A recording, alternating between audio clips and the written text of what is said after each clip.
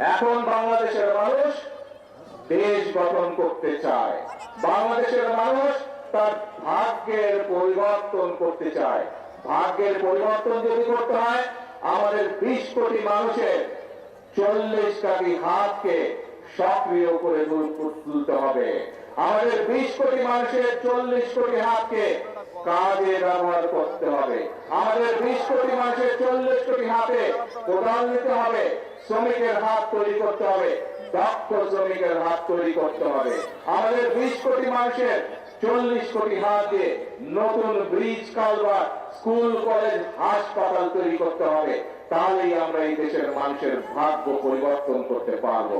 প্রিয় ভাই বোনেরা, আমি আজকে এই বক্তব্যে সংক্ষেপে বিএনপির পরিকল্পনা, দেশ নিয়ে, দেশের মানুষকে নিয়ে বিএনপির যে পরিকল্পনা, সেই পরিকল্পনার কথা আপনাদের সামনে তুলে ধরলাম। একই সাথে আপনাদের সামনে আমি তুলে ধরেছি কিভাবে কিছু লোক ষড়যন্ত্র করছে এই পরিকল্পনাগুলোকে ভেস্তে দেওয়ার জন্য। যে পরিকল্পনার কথা আমি আপনাদের সামনে তুলে ধরেছি, সেই পরিকল্পনাগুলো আপনারাই বলেছেন যদি এগুলো সফল হয় কারা উপকৃত হবে? কারা?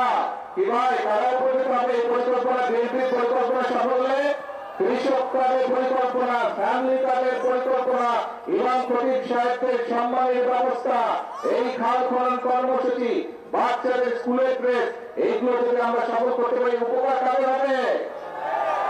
আপনাদের উপকার হবে।